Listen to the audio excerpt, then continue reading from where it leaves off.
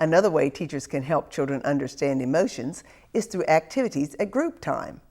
Songs like "If You're Happy and You Know It" create a fun opening for talking about emotions. You can also use puppet shows or stories like The Three Bears to open up dialogue about emotions. With The Three Bears, you could ask questions like, "I wonder how the bears felt when they saw that someone had eaten their porridge." Now, we want you to think about using circle time for teaching about emotions.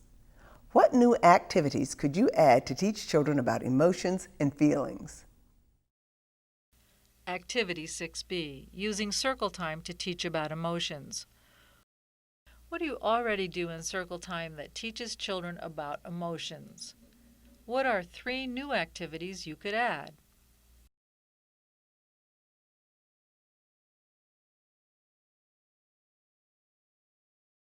Here are some circle time ideas you might try. Perform teacher-invented dramatizations or stories that highlight specific emotions and how to express them. Play the Guess the Feelings game. Whisper in one child's ear an emotion word, or show a photo of this emotion. Have the child make a face representing it, and ask the other children to guess the emotion. Give each child a hand mirror so they can study their own faces. Sing a feeling song such as "If You're Happy and You Know It." Encourage children to make faces that match the feelings that they're singing about, and study these in their mirrors. Tell or read a story involving feelings, but pause before the end. Ask children, "What would you do if you felt like this character?" Conduct a regular class meeting in which children can discuss things in the classroom that make them happy, excited, sad, angry, frustrated, etc. Another way to teach children about emotions is by using books.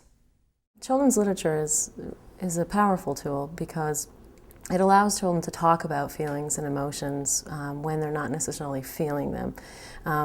When teachers can identify a children's book that deals with a situation or a sticky situation or a problem in the classroom, something that would typically happen that these children could have experience with, like sharing a toy or having to wait their turn, that it's not a charged issue for the children at that moment, so they can engage in conversation. It depersonalizes the issue. It doesn't make it about them, about who's having an issue or whose turn it is or who's at fault, but it just is about the emotion or the feeling. When I want to say something mean or yell or hit, there are other things that I can do. Another very important characteristic of children's literature that's most effective to use with children in talking about and labeling, understanding emotions, are books that actually identify themes that children of that age group experience. A good example is a book called When Sophie Gets Angry, Really, Really Angry. And when Sophie gets angry, she gets angry because she has to share a toy with her little sibling.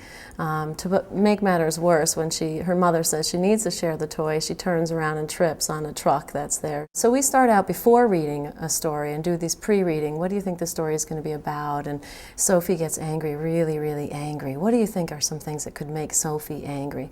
So this allows children to talk about what things happen in their lives that make them angry.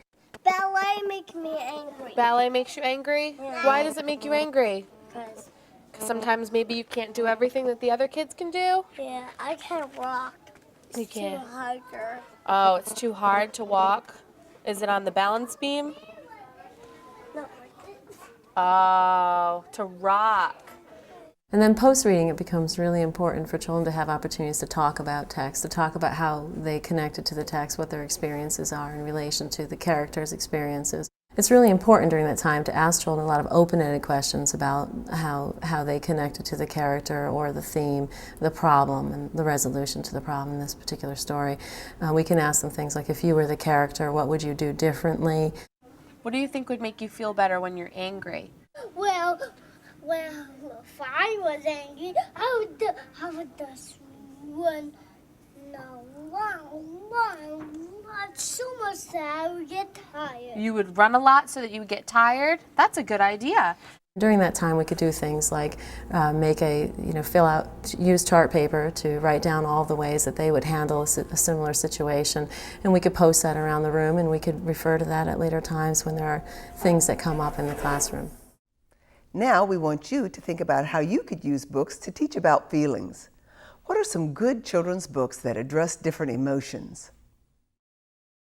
Activity 6C, Books on Feelings. What are 3 high-quality children's books that help children learn about feelings? What specific emotions do they address? What is a follow-up activity you could plan after each book is read?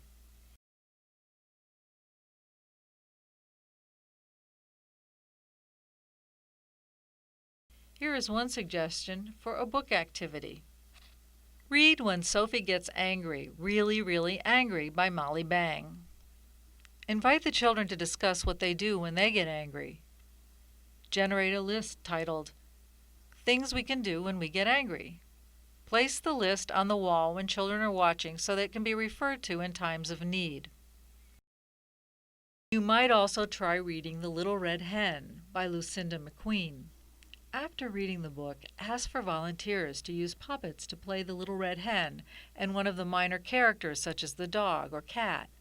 Ask the rest of the children to help resolve the conflict by posing the question, what could the Little Red Hen say to the dog if he refuses to help her? Ask the Little Red Hen how she felt when no one would help her. Ask the other characters how it felt when they refused to help. Discuss these feelings. Put the puppets and the book in the center in order to promote further dramatic retellings. This concludes the information in Segment 6. Now let's take a moment to review our objectives. First, we discussed how feelings can influence children's classroom behavior. Next, we described ways to acknowledge and help children identify their feelings. We explained how to guide children in expressing emotions in positive ways. We described strategies for helping children understand others' feelings and how their behavior affects those feelings. And finally, we discussed how to use group time activities and children's literature to help children learn about feelings. You can apply these ideas to your own classroom by completing the ideas into practice for this segment, or you can return to the main menu and move to another segment.